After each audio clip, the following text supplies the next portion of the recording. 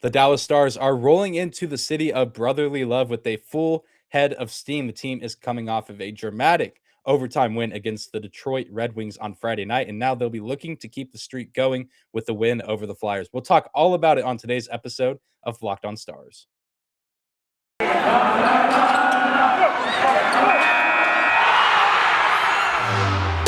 You're Locked On Stars, your daily podcast on the Dallas Stars. Part of the Locked On Podcast Network, your team every day.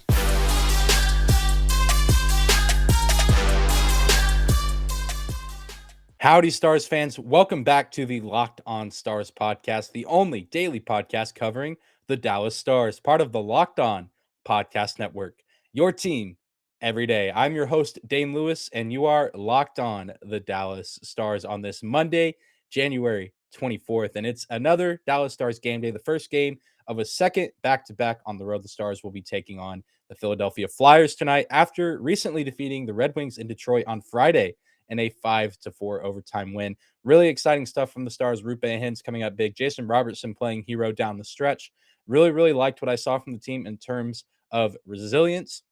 Hopefully this Monday night game won't require as much of a comeback as we've now seen two games in a row where the Stars found themselves down. Seemingly seemed like games that they could have very easily lost, and maybe earlier in this season they probably would have lost, but it seems maybe the Stars team is turning a new leaf and they found a new identity on the road. But in just a moment, I'll be joined by Russ Cohen of Locked On Flyers to talk all about this game and talk a little bit about some NHL prospects, especially for the Stars. Russ does do some work for Elite Prospects, which is one of the biggest names in the hockey world in terms of NHL and hockey prospects. And so Russ is a really smart, knowledgeable guy about the world of hockey. So I got to pick his brain a little bit about some Stars prospects, Maverick Bourque, Wyatt Johnston, Logan Stancove, and you name it. But we also talked a little bit about the Stars and the Flyers. But before we get into today's crossover, do want to take a moment to say thank you for making Locked On Stars your first listen of the day and for just listening to the show, whether this is your first time here or you listen every day. Thank you guys so much for the listens and the support. Be sure to follow and subscribe to the Locked On Stars podcast wherever you get your podcast at, whether that's on YouTube or your favorite podcasting platform. The show is always 100% free to listen to, and you can rate and review if you like what you hear. Be sure to also follow me on Twitter at Dane_Lewis and the show at Locked On Stars. But without any further hesitation, let's get right into today's crossover episode between myself and Russ Cohen of Locked On Flyers. Welcome in, everyone. Dane Lewis here with Locked On Stars, joined now by Russ Cohen of Locked On Flyers, here to talk a little bit about tonight's matchup between Dallas and Philadelphia. And Russ, how are you today? Good. How you doing, Dane?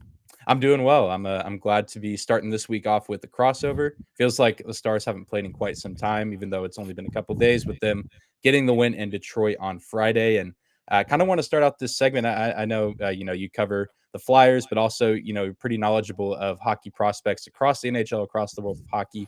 And so we'll dip into some of those questions as well. But kind of starting with this Flyers team, the Stars haven't seen, Philadelphia in quite some time. They played earlier in the season back in Dallas. On a Saturday night, the Stars taking the win there. But Philadelphia has certainly seen better days at this point in time, coming off of a loss to Buffalo, riding an 11-game losing streak. The last win coming December 29th, a 3-2 overtime win at Seattle. And what has kind of been the issue over these last 11 games, or what's kind of been the driving cause for this recent skid for the Flyers? Like, what hasn't been the issue? So motivation, concentration, execution, all those things have been bad. Bad penalties, bad special teams. The coaching's not been bad. I mean, Mike Yeo has done everything he can, but these players at times, especially their veterans, other than Claude Giroux, who's really having a really good season, but guys like Van Riemsdyk and Konechny, these are guys that are expected to come through and haven't. Keith Yandel's been mostly awful. Ivan Provorov has had ups and downs, and he doesn't usually have ups and downs, but he does. There has been a lack of confidence with this team. There has been a lack of scoring with this team and a lack of defense, and the goaltending is now starting to sag as a result. So, like Carter Hart had done much better than last year. He's still not elite or anything, but he's having a good year. But, lately now it's hard. So it's all hit, and their organizational record is 12 in a row, and Dallas is going to try to had them tie the organizational record. Yeah, certainly. The Stars will be looking to do that, riding a 2-game win streak as of right now. Both those wins coming on the road, and just with the Stars team with this season, you don't quite know what you're going to get night in and night out. But you talk about things that have gone wrong, and pretty much a lot of things not going well for the Flyers. What's maybe something despite kind of the inconsistencies this season and a lot of the downs, the valleys right now. What's something that you've seen this season from this team that maybe is pointing to brighter days ahead, whether that's next season or a few seasons from now, whether that's at the NHL level or even with prospects down at the AHL or throughout the rest of the hockey world? Well, Cam York's doing well, and he's right now. It's not great that he's in there while the team is in a malaise like this, but it's not really hurting his play. So I think that he is gaining some good experience from this. So that's a positive. And while Morgan Frost is not putting up a lot of points, I do think this is good experience for him. I think he's played mostly well. Again, I think sometimes the expectations are so high when somebody comes up that they just expect prospects within a year or two to always, hit no matter what. And sometimes it takes longer. And I think he is getting it, but he's not getting it yet. So that could be another thing that pays off down the road. And Travis Sanheim has really had a nice year, much better than last year. So that's a big positive. So I think those three things you could sort of look at and say, okay, going forward, those are good things. Yeah, absolutely. And kind of in that same vein, I guess, who's maybe a guy on this Philadelphia team that's going to be playing on Monday night who you think is maybe an under the radar player that the Dallas Stars need to be on the lookout for, a guy that could come in and make a huge impact that maybe we could be overlooking because we know Giroux, we know Atkinson, some of the big names on the teams, but maybe who's a guy that we could have forgotten about that maybe didn't play in their last matchup, or who did play, who maybe didn't have a huge impact but could this time around. Yeah, that's a tough one. I mean, Max Woman's not really putting up points, but he is a guy that the puck seems to follow him a little bit, and he can be tricky at times. So he's put up a few points. Maybe he's going to be that guy that does something and surprises them. They certainly won't be keen on him or anything like that. There's no reason. So I'll go Max Woman. Beyond that, maybe it could be a breakout game for Frost if they are paying it, attention to everybody else. That's always a possibility too. So I'll go with those two. Yeah, and do you have any idea who we might see in net tonight for the Flyers? I know this is the first game of a back-to-back for this team, as is for Dallas as well. But do you know any indication as of right now? I know we're recording the day before the game of who we might see between the pipes and maybe what to expect there. I'm expecting Carter Hart because they asked him the other day if he was going to go in the last game, and he wasn't. So they put Martin Jones. He ended up coming in the game in relief. Didn't look thrilled to be doing it. So I'm going to say it's Carter Hart. Okay, and now who's going to be in goal for Dallas? Because I have issues with the way Dallas handles their goaltending. I do. Yeah, that's a great question, and certainly I feel like it's a question I'm fielding pretty consistently for that reason. With questions and issues with the Dallas goaltending situation. If I had to guess, I would guess Braden Holtby. He did play the last 2 games that the Stars played in on Thursday and Friday in Buffalo, Detroit, and he's playing a little bit better right now. He and Jake Ottinger have both, I guess, been in a little bit of a slump, if you want to call it, with Holtby giving up 8 goals in the last 2 games combined. But Ottinger seems a little bit shaken up. He gave up 3 or 4 goals to Montreal at home the other night.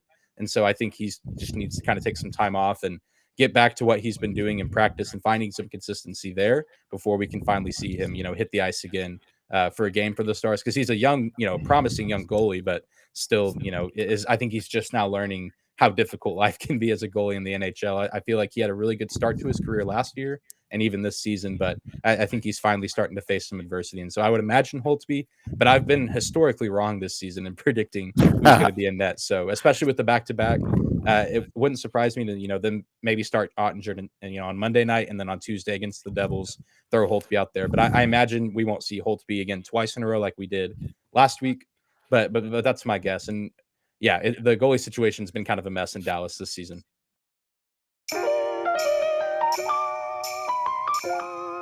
Today's episode of Locked On Stars is brought to you by Built Bar.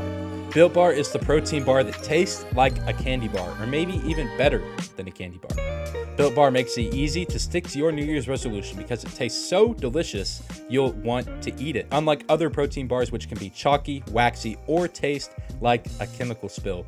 You want to eat healthy, but it just gets so boring sometimes. By like week 3 or 4 of your New Year's resolution, you might be thinking, oh my goodness, where is the chocolate? This is not worth it. How can I go on without chocolate in my life? Well, Built Bar can hook you up because they are made of 100% real chocolate, and they contain 130 calories, 4 grams of sugar, 4 net carbs, and 17 grams of protein.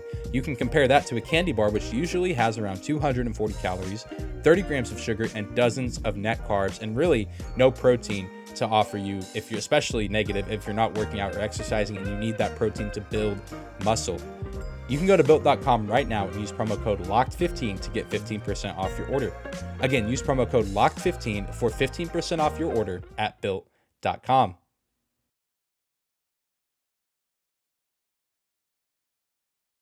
I mean, my issue is I don't like the way they've yo-yoed Ottinger. He is a young goalie. He had a really good, I think he had one really solid season with Texas, right? Then they win the Calder with him down there, and the Calder Trophy, right? Yes, And yes. so they did do all that. Last year, he was mostly strong, but they still were sort of pulling him in and out of games, which I didn't understand. And then this year, it's just like they're just playing goalie of the day. And I feel like Ottinger can't get on track that way. I mean, he is young. He does need to play a certain amount of games. Otherwise, you really should send him down. It's like with Hudobin, with his status was up in the air for a lot of this season. I just felt like Ottinger wasn't getting the time that he should have gotten. And I get it. Jobs are on the line. Maybe Jim Nill's job is on the line. Maybe Rick Bonus's job is on the line. But that still doesn't mean you should mess around with your number one goalie prospect for the future. And honestly, I think that's the problem with Ottinger. I think it's been the way they've handled him.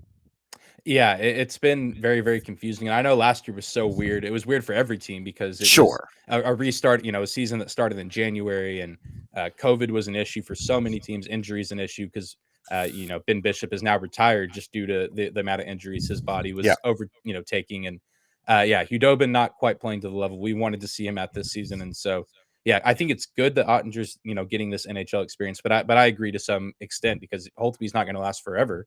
Kind of on the back end of his career there. And, there's going to come a point where Ottinger is expected to be the number one guy for this Dallas team. And when that time comes, the hope is that he's ready to actually take on that role and be a guy that teams have to really, game plan for, to be up there with some of the best names in the league. Cause he's definitely not there yet. He's had a nice No. start, but yeah, Yeah. and I'm sure it helps being, in the same room, the same goalie room with Holtby. And even, Ben Bishop is still very involved with this organization, even though he's retired.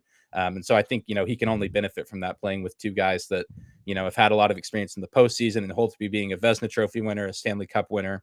I mean, yeah, you just can't go wrong having that kind of mentor. And even Hudobin to some extent, a guy who's seen his fair share of, the NHL and, played a lot of games. So you can only benefit from being surrounded with guys like that. It's true. And Holtby really learned a lot. And I would say not the middle of his career, but close to that as far as how to get ready pregame, his whole like way he gets ready for a game. He goes into the empty arena thing and he starts imaging everything. I don't know if Ottinger does that or follows that from Holtby, but that really helped him.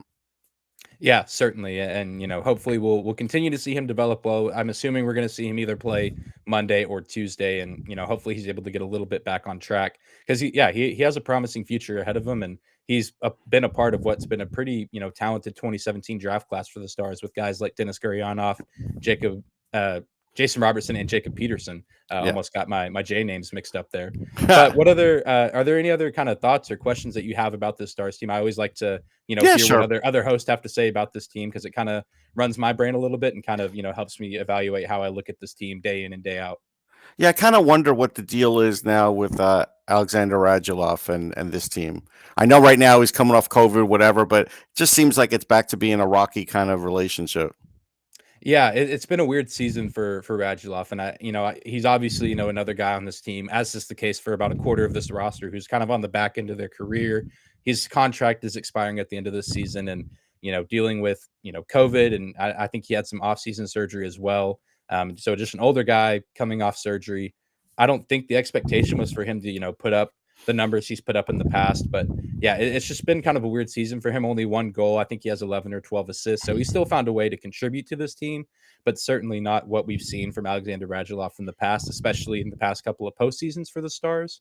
And it's really just a shame because I think when you look at this team as a whole, there's a lot of really good leaders on the team. You know, your Hmm. Jamie Benns, your Sagans, Pavelskis, Hmm. older veteran guys that, lead the team well. But when you talk about the emotional leader of a hockey team, I think Radulov fits that role so well. Just the emotion he shows on the ice. Like I've talked about with other guests on the show, like he's one of the most fun guys to watch celebrating when he scores and watching his teammates celebrate as well. I think that there's just, a mental side of the game that, the Stars play better when Rads plays better because, he just brings that energy night in and night out. And when he's not, putting up those numbers, it's a little harder to get that out of him. But I think he's still like a good presence on the team. And I say all the time that if this Stars team can, find their way into the postseason, that having all these veterans on the team like Radulov is going to be really beneficial because the postseason is just such a different beast than the regular season. And it's going to be beneficial that the Stars have all these guys that have been to the postseason before. A lot of these guys even to the Stanley Cup recently with the Stars. That I think that's just going to be beneficial, especially going up against some of these younger teams who have a lot of talent, but have some guys who haven't really gotten a taste of the postseason just yet. Yeah, I could see that. Joe Pavelski, a lot of trade talk. Obviously, they're going to trade him if they don't have a run at the playoffs. But like, I know he's having a good year, and he had a really good year last year in the playoffs. He didn't have a great regular season.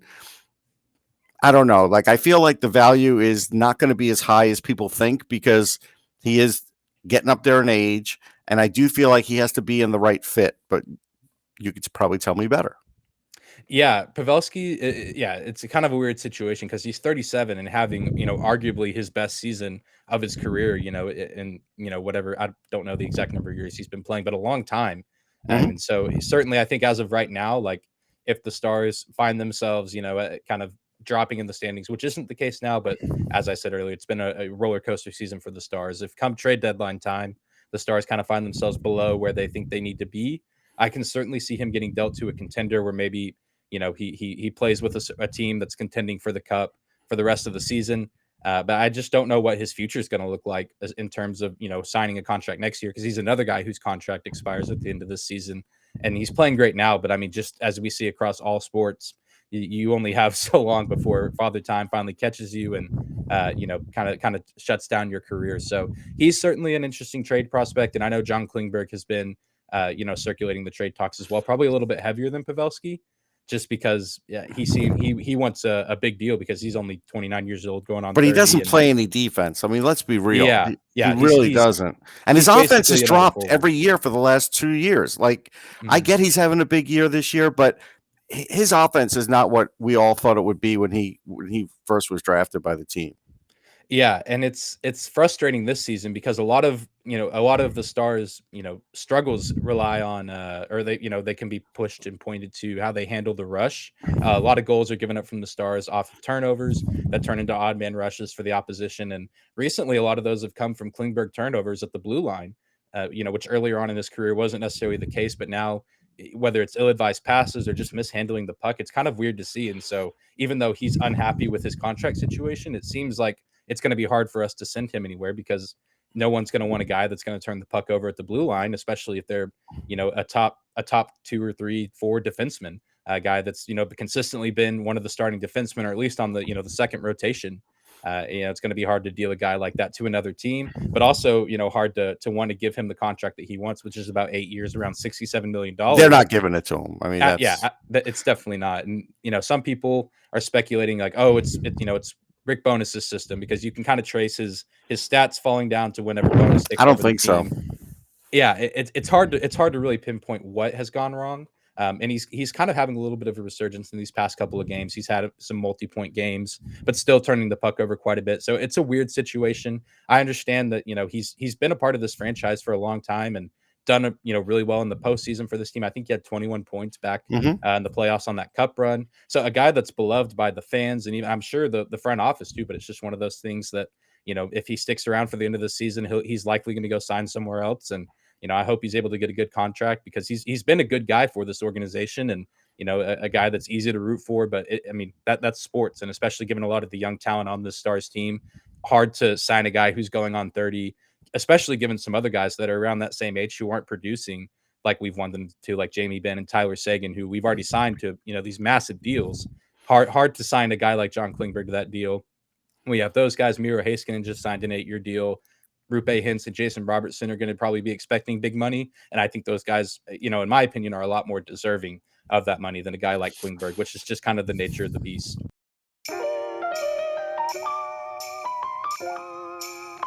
Today's episode is also brought to you by BetOnline.ag.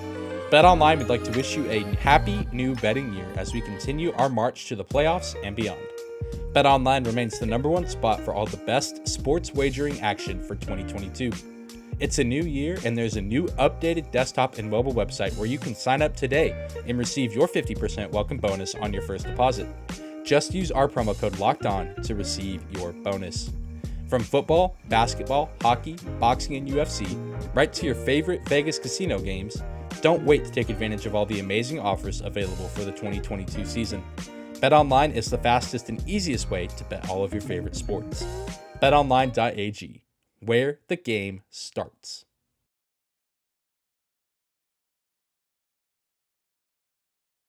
Yeah, I mean, the one thing I could say about Klingberg is he'll get a contract. He won't get 7 years. He'll probably get like 5 years.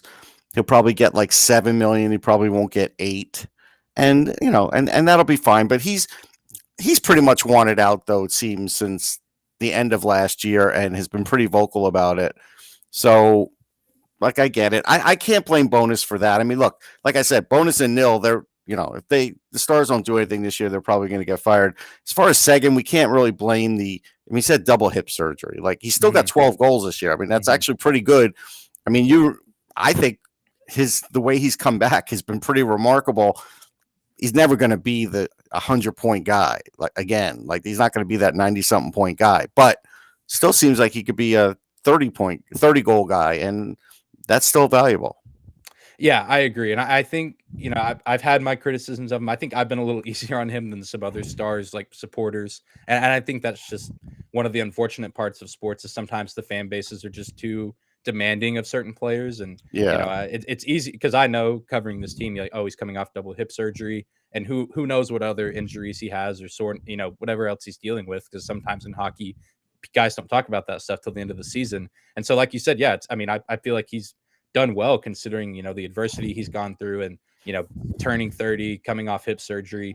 It's hard to complain because it's not like he's not doing anything, and I think it's also just hard having watched a guy who, like you said, was a, nearly 100-point kind of guy and, was seemingly going to take this franchise to new heights. And, we haven't won the cup with him yet. And I can't imagine that's going to happen this season, even if they do make the playoffs. But yeah, it's an interesting situation with Seguin, but he is starting to heat up a little bit ever since kind of the Christmas break.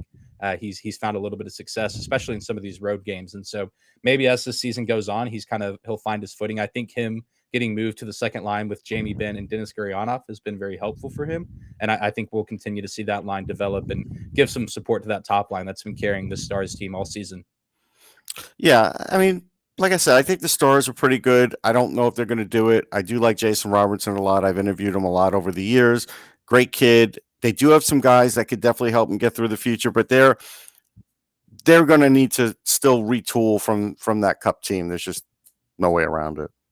Yeah, we're in this weird position where we're kind of ushering out some of those older guys, but then bringing in this new generation of Hintz and Robertson and even Miro Heiskanen a little bit, but several guys at the AHL level and even some guys drafted back in this 2021 draft who I think show a lot of potential. I'd love to pick your brain on some of those guys if you got a little bit of extra time. But I got 5-7 minutes, so let's shoot. Go. Yeah. There's one guy for sure that I want to talk about is Wyatt Johnston, the first round pick for the Stars. I know he's playing for Windsor right now in the OHL, if I'm not mistaken. Yeah. And last I checked, I think he was second in points in the entire league. But what do you kind of know about Wyatt, and what do you think his biggest upside is for the Stars team? He's a good centerman. His speed is decent. I think he has a good two-way game. I do like his offensive upside. I think it's pretty impressive. I think he's probably like a second line center type. I think his hockey IQ is good. I do think he's more playmaker than scorer, which is fine for the center position, right? I think it was an interesting pick. I do, because I felt like, and sometimes the Stars do well with these interesting picks, and sometimes they don't do well with them in the first round. So, but I thought this was a good one, and I do think that you're probably talking about a guy that's 3-4 years away, but could have a good impact with the team. Yeah, it's been fun to kind of peek in and see how he's done this season, and seeing the numbers put up from him, and especially at his age, really, really impressive stuff. And one more guy from that same draft, second round pick for the Stars, Logan Stancove, and he was going to play, or was playing with Team Canada in the World Juniors. Was off to a promising start there, but what's the kind of the rundown on him from Yeah, your eyes? Stankoven's good. He's not the biggest guy, but he's stocky. He is a good skater. He could be physical at times. I like the fact that he has like a low center of gravity. He's got a good shot. There were other teams that really did like him. I know my partner for a show that we do off the post really wanted him for Philly. So I felt like Stankoven was a really good pick for them. And I do think he's one of those guys that you'll see like on Team Canada in the future. Usually probably in like a third line role. And in the NHL, probably a third liner. But I do, I'm just looking to see where they picked him. They picked him 47th. It was a good pick, because at the end of the day, he's another guy that's pretty well rounded and does have a little bit of a nose for the net. The best in your organization is Maverick Bourque by a country mile. Like he could be a first line center, and he could be that in 2 years. Like, I really love his speed, love his two-way game. He really does have great acceleration. When he's playing on the rush, he could play with speed. Really, really exciting player. He is the star of the whole system there. Gotcha. Yeah, and I know he was the 2020 pick, and maybe a little bit overlooked just because of how chaotic 2020 was. But another guy, I think that's a part of it. I think he's 5'11". I think that's another issue. Let's see. 5'10". Yeah. So that's another issue. Sometimes there's that little bit of a height bias, but I never see a difference with him, honestly. Yeah, and I think, to his credit also, he was another guy on that World Juniors team for Canada, and yes, I think that speaks volumes, because clearly not just anyone makes those rosters, and so future potentially looking bright. He's got a potential to be like a perennial all-star. Like, he could be that good. Well, that's certainly exciting to hear, again, especially for a team that's kind of ushering out some former All-Stars and guys like that, Jamie Benn, Sagan, guys like that. So, Russ, certainly do appreciate your time giving us some insight on the Flyers as well as some Stars prospects. I do appreciate it. Anytime, Dane. Certainly hope you guys enjoyed today's crossover episode between myself and Russ over at Locked On Flyers. Be sure to go check him out. He does a lot of great work covering the Flyers, but also covering the NHL and its prospects. As far as predictions go for this game, I do like the Dallas Stars to win this game. I think that they're starting to trend upward and that they're playing very, very well on the road as of late. And this is a struggling Philadelphia team. And the Stars have been streak enders so far this season several times. Hopefully they won't end this streak, though. The Flyers riding an 11-game losing streak, looking, to pretend, or the Flyers certainly aren't looking to do this, but the Stars looking to make the Flyers tie their franchise record for consecutive losses at 12. I think the Stars can do it. They're coming off rest. They've had some time since Friday to recover, and I think that they know, they don't want to find themselves down in a deficit for the third game in a row. This is a perfect team to take advantage of and get things kind of settled out to finish out this road trip strong on Tuesday against a little bit better of a New Jersey team. And we're potentially looking at the idea of the Stars coming away from this road trip with 8 points, which would be phenomenal. If the Stars win this game, they put themselves in pretty good position in the wild card spot. It's pretty exciting. A win here puts them above Calgary for third in the wildcard spot, assuming Calgary loses their game tonight to the Blues. I believe they're playing in Calgary, a pretty late night game with it being in Western Canada, and they would be tied for the second place spot in the wild card with San Jose at 44 points. So that would be very, very exciting. San Jose, I don't think plays again until Tuesday or Wednesday. But still really, really exciting to think that maybe by the end of Tuesday night, the Stars could be in that second wild card spot. Minnesota sitting pretty comfortably there at the time of recording this with 51 points, but still a whole lot of season left. And the Stars seem to be taking some steps in the right direction to at least consistently find themselves in the playoff picture, which is a great thing. Certainly want to see this Stars team in the postseason. I think that they have the pieces to make a pretty good run. But I do like the Stars to win this game. I'll say a score of 4-2. And I think that Jason Robertson gets the scoring started for the boys in victory green. But that's going to do it for today's episode of Locked On Stars. Thank you again for making Locked On Stars your first listen of the day. And I'll go make your second listen of the day, the Locked On Bets podcast, your daily one-stop shop for all of your gambling needs. Hosted by your boy Q with expert analysis and insight from Lee Sterling. Be sure to also subscribe to and follow Locked On Stars wherever you get your podcast at. The YouTube channel is continuing to grow. Thank you guys who have subscribed for the support there. If you haven't subscribed, go ahead and do so. You can find the show Locked On Stars on YouTube. You can also find it on your favorite podcasting platform. Give us a follow there as well. Be sure to rate and review if you like what you hear. And of course, you can find me on Twitter at Dane_Lewis. That's at DANE 2_LEWIS. You can also find the show on Twitter at Locked On Stars. Be sure to tune in tomorrow as we'll be breaking down this Monday night matchup between the Stars and Flyers, as well as giving you some preview of this New Jersey Devils team, another team that the Stars haven't seen in quite a while. But we'll see you there, Stars fans. I hope you have a great rest of your Monday, and we will see you back here tomorrow.